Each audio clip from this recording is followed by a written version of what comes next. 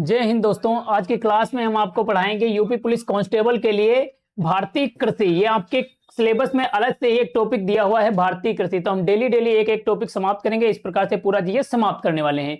तो आज की भारतीय कृषि से जितने इंपॉर्टेंट क्वेश्चन है सभी इस क्लास में बताए जाएंगे, तो बने रहना लास्ट तक। देखते हैं आज का पहला क्वेश्चन।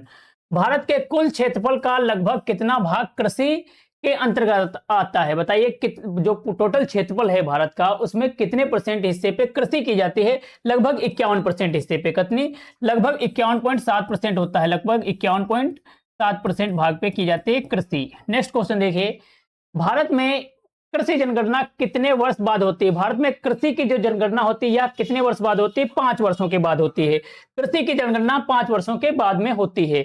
नेक्स्ट क्वेश्चन देखिए, कृषि किस सूची का विषय है? जो कृषि होता है या किस सूची का विषय है? तो ये राज्य सूची का विषय है। किसका है? राज्य सूची का विषय है। राज्य सूची जिसपे राज्य कानून बनाता है उसे राज्य सूची का विषय बोलते हैं। भारत की प्रमुख खाद्य फसलें कौन सी हैं? भारत की प्रमुख खाद्य फसलें, खाने वाली कौन कौन सी प्रमुख फसलें होती है? सबसे ज्यादा जानते हो आप लोग, चावल खाया जाता है, गेहूं खाए जाते हैं। तो चावल और गेहूं वाला ऑप्शन आपका सही हो जाएगा। गेहूं उत्पादन में भारत का प्रथम राज्य कौन सा है? गेहूं के उत्पादन में भारत का जो प्रथम राज्य है उस राज्य का क्या नाम है? तो उसका नाम है उत्तर प्रदेश। क्या नाम है इसका? उत्तर प्रदेश है। ऑप्शन डी आपका करेक्ट आंसर हो जाएगा। धान का खैरा रोग किसकी कमी से होता है? धान में जो खैरा रोग लग जाता है यह जिंक की कमी से हो जाता है। जिंक की कमी से हो जाता है। ऑप्शन सी आपका करेक्ट आंसर हो जाएगा। कपास का पौधा किस कटिबंध का है? बताइए, कपास का पौधा जो होता है कैसे कटिबंध में पाए जाते हैं? ये उष्ण और उपोष्ण दोनों में पाए जाते हैं। उष्ण और उसी से सटा हुआ जो भाग रहता है आपका उपोष्ण दोनों में पाए जाते हैं। महाराष्ट्र में कपास को किस नाम से जाना जाता है? महाराष्ट्र में कपास को जाना जाता है सफेद सोना के नाम से। सफेद सोना यानी कि श्वेत स्वर्ण के नाम से जाना जाता है। भारत में कॉफी उत्पादन में प्रथम राज्य कौन सा है? भारत में कॉफी का उत्पादन जो होता है ये कर्नाटक राज्य में सबसे अधिक होता है। लेकिन अगर पूछेगा देश की बात करेगा तो सबसे टॉप पे जो देश आता है कॉफी उत्पादन में वो आपका ब्राजील देश है। रबी फसलों की बुआई कब की जाती है? रबी की जो फसलें होती हैं ये आपकी कब बुआई की जाती है? अक्टूबर नवंबर में। जाड़े के समय में जो आपकी फसलें होती हैं वो रबी की फसलें होती हैं, और आपकी गर्मी में जो होती हैं वो जायद की फसलें होती हैं, और जो जुलाई के आसपास बोई जाती हैं जैसे धान की, ये आपकी खरीफ की फसलें होती हैं।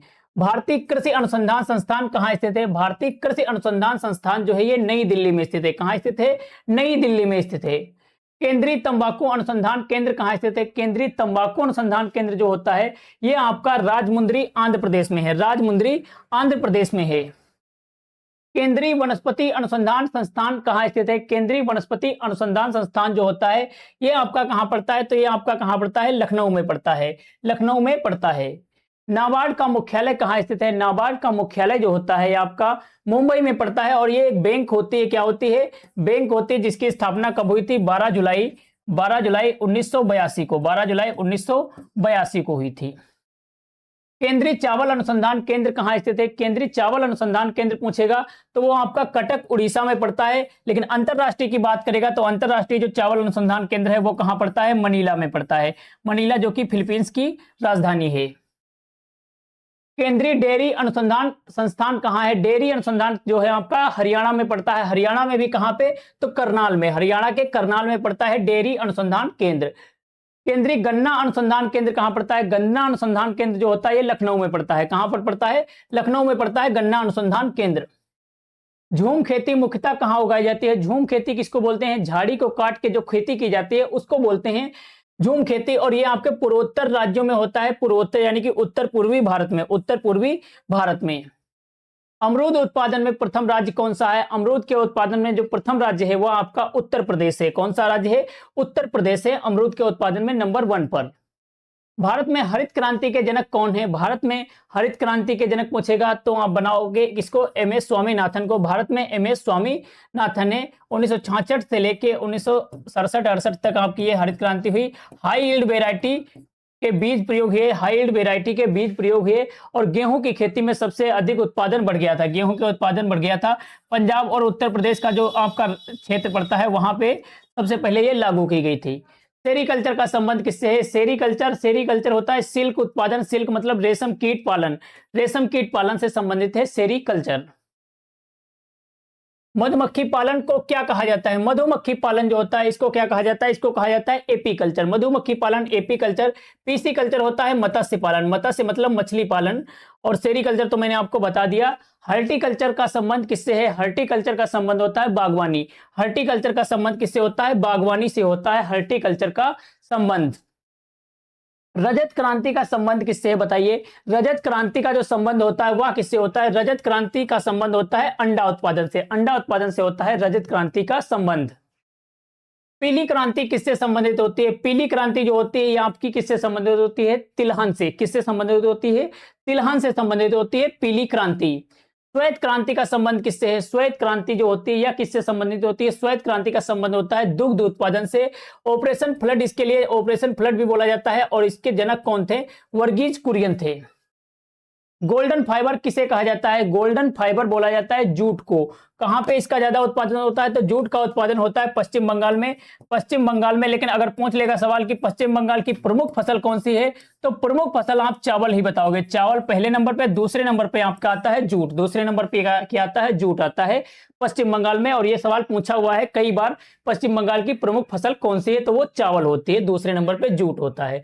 जायद फसल किस मौसम में उगाई जाती है? जायद की फसल जो होती है ये आपकी गर्मी यानी कि ग्रीष्म काल में, ग्रीष्म ऋतु में उगाई जाती है। जूट बजट प्राकृतिक खेती को किसने बढ़ावा दिया था? जूट बजट प्राकृतिक खेती को बढ़ावा देने वाले थे सुभाष पालेकर। कौन थे? सुभाष पालेकर थे। स्वर्ण क्रांति का संबंध किससे है बताइए? स्वर्ण क्रांति का जो संबंध होता है या किससे होता है? बागवानी एवं शहद उत्पादन से। बागवानी एवं शहद उत्पादन से। गेहूं किस प्रकार की फसल है? गेहूं जो होती है आपकी रबी की फसल है। रबी की फसल है, नगदी भी होती है। रबी की फसल है क्या? गेहूं। निम्न में से कौन सा खरीफ की फसल है? खरीफ की फसल जो होती है आपको जुलाई में बोई जाती है। धान की खेती। धान की खेती ये आपकी रबी की फसल है, ये भी रबी की फसल है। और सरसों भी आपकी रबी की फसलें हैं। गेहूं के लिए उपयुक्त मिट्टी कौन सी है? गेहूं के लिए उपयुक्त मिट्टी जो होती है वह कौन सी होती है? गेहूं के लिए उपयुक्त मिट्टी कौन सी है? कौन सी? दोमट मिट्टी। दोमट मिट्टी होती है गेहूं के लिए उपयुक्त मिट्टी। नारियल उत्पादन में प्रथम राज्य कौन सा है? नारियल उत्पादन में प्रथम राज्य होता है केरल राज्य। कौन सा राज्य? केरल राज्य। गन्ने में रेड डॉट रोग किसको प्रभावित करता है? गन्ने का रंग अंदर से लाल पड़ जाता है, उसे बोलते हैं रेड रोड। रेड रोड बोलते हैं। और ये कहां पे पड़ता है? ये तना होता है, तना वाला भाग ही होता है गन्ना। मुख्यतः गन्ना वाला तो आप लोग जानते हो तना वाला ही भाग होता है, उसी में उसका रंग लाल पड़ जाता है, उसे बोला जाता है रेड रोड। भारत की मिट्टी का सामान्यता किसकी कमी होती है? भारत की मिट्टी में सामान्यता नाइट्रोजन की कमी होती है। इसीलिए आप लोगों ने देखा होगा नाइट्रोजन की मात्रा यूरिया में भी ज्यादा रहती है और बाकी आपकी एनपीके वगैरह डालते रहते हैं। किस लिए? नाइट्रोजन की मात्रा पूरी करने के लिए। भारत का सबसे बड़ा चीनी उत्पादक राज्य कौन सा है? चीनी उत्पादन में सबसे टॉप पे जो राज्य है वह है आपका उत्तर प्रदेश। कौन सा राज्य है? उत्तर प्रदेश है। अरहर को किस नाम से जाना जाता है? अरहर को किस नाम से जाना जाता है? अरहर की तो दाल होती है, इसको तूर के नाम से भी जाना जाता है। किस नाम से जाना जाता है? तूर के नाम से भी जाना जाता है। निम्न में से कौन बागवानी फसल नहीं है? बागवानी फसल कौन सी नहीं है? चाय एक बागवानी फसल है, कॉफी भी बागवानी है, रबर भी बागवानी है।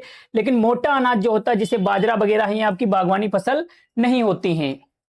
रोपड़ कृषि में क्या उगाया जाता है? रोपड़ कृषि बोलते हैं जो बागवानी तरीके से बोई जाती हैं और उनको नगद तरीके से बेचा जा सके, मतलब एक नगदी फसल होती है, उसको बोलते हैं रोपड़ कृषि बोलते हैं। कॉफी का मूल स्थान क्या है? कॉफी का जो मूल स्थान होता है वह होता है इथियोपिया। इथियोपिया से कॉफी का उत्पादन प्रारंभ हुआ था, लेकिन सबसे अधिक उत्पादन होता है कहां पे? तो ब्राजील में। भारत में सबसे अधिक सिंचित क्षेत्र किस राज्य में है? सबसे अधिक सिंचित क्षेत्र जो होता है या उत्तर प्रदेश में। उत्तर प्रदेश में। नहरों से भी अधिक सिंचाई कहां पर होती है? तो वो भी उत्तर प्रदेश में। खाद्य तेल किससे प्राप्त होता है? खाद्य तेल जो होता है या किससे प्राप्त होता है? खाद्य तेल प्राप्त होता है राई से। किससे प्राप्त होता है? राई से प्राप्त होता है खाद्य तेल। नाबार्ड की स्थापना किसकी सिफारिश पर हुई थी? नाबार्ड की स्थापना जो है ये शिवरामन समिति की सिफारिश पे हुई थी। शिवरामन समिति की सिफारिश पे हुई थी। जैविक खेती करने वाले किसानों की संख्या में प्रथम देश कौन सा है? जैविक खेती करने वाले किसानों की संख्या में भारत पड़ता है। अगर पूछ लेगा कि कौन सा राज्य पूर्ण जैविक राज्य है, पूर्ण जैविक राज्य पूछेगा, पूर्ण जैविक राज्य पूछेगा तब बताओगे सिक्किम को। किसको बताओगे? सिक्किम को बताओगे। लेकिन पूछेगा पूर्ण जैविक शहर पूछेगा तब आप किसको बताओगे? तो पूर्ण जैविक शहर पड़ता है आपका अगरतला। अगरतला। अगरतला आपको बताना है कि अगरतला कहां की राजधानी है।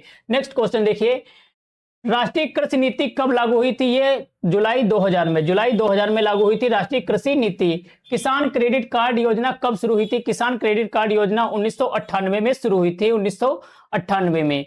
चाय उत्पादन में प्रमुख राज्य कौन सा है? चाय के उत्पादन में प्रमुख राज्य पड़ता है असम राज्य। कौन सा राज्य? असम राज्य। नाबार्ड की स्थापना किस सिफारिश पे? शिवरामन समिति की सिफारिश पे। और जैविक खेती करने में भारत, ये दोबारा क्वेश्चन आ गए आपके, निम्नलिखित में से कौन सी फसल खरीफ की फसल नहीं है? खरीफ की फसल क्या पूछा है? नहीं है। कौन सी खरीफ की फसल नहीं है? तो गेहूं आपकी खरीफ की फसल नहीं है, क्योंकि गेहूं जो है ये रबी की फसल है।